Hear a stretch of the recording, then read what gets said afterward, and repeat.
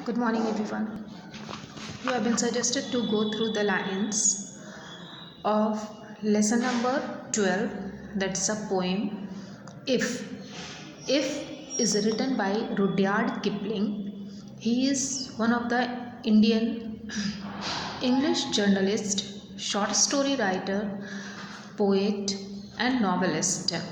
He was born in Mumbai and he has given a number of novels and short stories to the Indian English literature.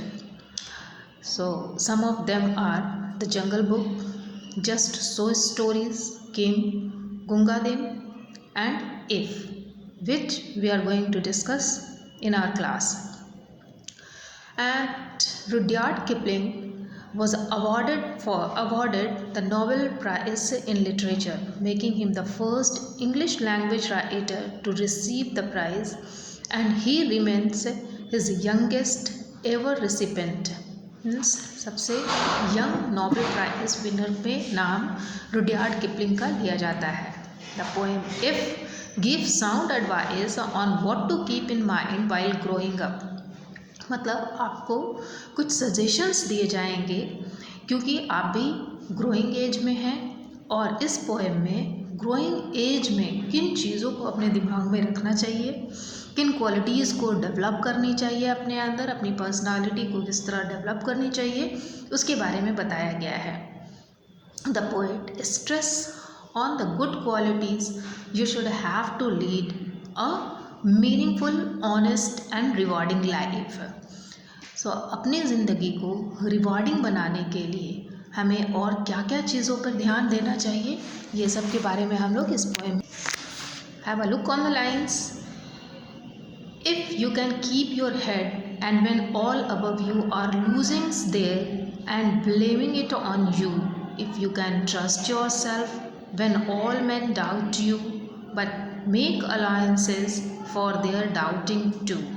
So in the first four line of this poem suggests to you that when someone or somebody blames you to do something wrong for the loss, अगर आपको उसके लिए ज़िम्मेदार ठहराया जाता है किसी चीज़ के लॉस के लिए, किसी भी गलती के लिए, तो आप उसको ध्यान से सुने और समझने की कोशिश करें कि क्या जो गलती आपने की है वो सही है, मतलब उसको कैसे सुधारा जा सकता है, या फिर जो लोग आपको उसके लिए ज़िम्मेदार ठहरा रहे हैं क्या आपने वो गलती की है. If you can trust yourself, अगर आपको अपने ऊपर विश्वास है तो you can check it out. और men doubt you, all men doubt you, अगर सारे लोग आप पे डाउट रखते हैं लेकिन आप अपने आप पे विश्वास रखते हैं, विश्वास करते हैं कि आप सही हैं, तो आपको फिक्र करने की कोई ज़रूरत नहीं है. Because once it will be proved that you are right. Make allowances for their doubting too. लेकिन कहता है कि अब वो लोग आपको ज़िम्मेदार क्यों ठहरा रहे हैं ये भी आपको पता चलना चाहिए, पता होना चाहिए कि सचमुच आप अगर उस गलतियों के लिए ज़िम्मेदार हैं तो आप उसको कैसे ठीक कर सकते हैं. If you can wait not to be tired by waiting. और फिर से इफ़ वर्ड ही है, हर कंडीशन को शो करता है. यहाँ भी कंडीशन दिया जा रहा है कि if you can wait not to be tired by waiting. अगर आप किसी का इंतज़ार कर रहे हैं तो इंतज़ार करते करते थकना नहीं चाहिए. Or being let downs don't deal in lie or bear hate don't give way to hating. और उन चीज़ों को से जिससे नफ़रत आपको है, बीइंग हेटेड, अगर आपको नफ़रत मिल रही है तो ऐसा ना करें कि आप भी नफ़रत करना स्टार्ट कर दें. ठीक है, नफ़रत को नफ़रत से नहीं जीता जा सकता है, नफ़रत को प्यार से जीतते हैं. And yet don't look too good or nor walk too wise, talk too wise.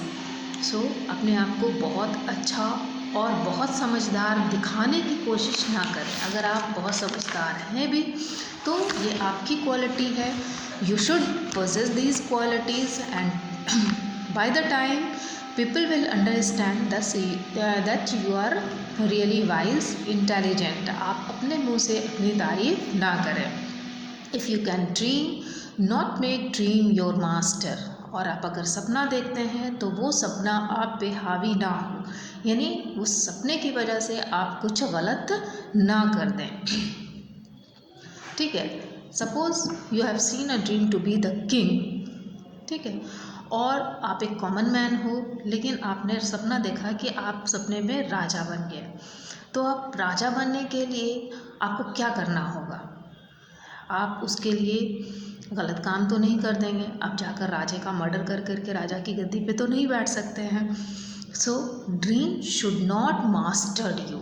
आप ड्रीम देखो, सपना देखो, लेकिन ड्रीम जो है वो आपका मास्टर बन जाए, आप पे हावी हो जाए, ऐसा नहीं होना चाहिए.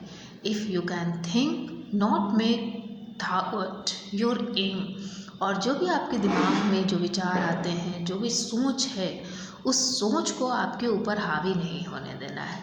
आप सोचिए, मुझे बहुत सारे पैसे कमाने हैं, बहुत बड़ा आदमी बनना है, लेकिन इस सोच की वजह से आप अपनी ज़िंदगी, अपना कैरियर बर्बाद नहीं कर सकते हैं. If you can meet with triumph and disaster and treat those two impostors just the same. यानी ट्रिम्प कोई भी सक्सेस आपको मिलता है, आपको जीत मिलती है, या आप कभी भी डिसअपॉइंट होते हैं. दोनों ही सिचुएशन में आपको अपने ऊपर कंट्रोल रखना है, अपनी संयम शक्ति को बना के रखना है और डिस्गाइज नहीं कर देना है अपने आप को. यहाँ पे इम्पोस्टर का मतलब बताया गया है, a person who pretend to be something else. अगर आप जीते हैं तो आप अपने आप को विजेता ही, हमेशा के लिए विजेता नहीं समझ सकते हैं. या आपके साथ कुछ गलत हुआ है तो आप हमेशा के लिए गलत नहीं हुए हैं. आप फॉर अ टाइम बीइंग आप गलत ठहरा दिए गए हैं, लेकिन फिर वो सारी सिचुएशन जो है वो फिर से कंट्रोल में आ जाएगी, फिर नॉर्मल सब चीज़ हो जाएगा. If you can bear to hear the truth you have spoken. अगर आप में ताकत है सच सुनने की तो आप सच बोलिए भी. If you can bear to hear the truth, अगर आप सच सुन सकते हैं तो यू हैव स्पोकन टू, आपको सच बोलना भी होगा. Twisted by knaves to make the trap of fools. Twisted by knaves. Knaves कहते हैं डिसऑनेस्ट, अनप्रिंसिपल्ड पर्सन, और rough, punctuated of the rogue, meaning disease in Hindi. So twisted by rocks to make a trap for fools. You may be surrounded by the fool friends, or watch the things you gave your life to broken. अब आपको लग सकता है कि आप जिन लोगों से घिरे हैं वो आपके दोस्त नहीं, दुश्मन है, फूल्स हैं, इसकी वजह से आपकी ज़िंदगी बर्बाद हो रही है. तो stoop and build them up with worn out tools. लेकिन आपको करेज इकट्ठा करके उसे फिर से अपनी समझदारी के टूल्स से उसको फिर से इकट्ठा करके बनाना होगा. ठीक है, नई ज़िंदगी स्टार्ट करनी होगी. So what are the qualities a person need to be a man? So सबसे पहले आप बोल सकते हो honesty, courage and sympathy for other people also. So keep all these things in your mind and try to do the answer of the questions given there. That's all for today. Goodbye.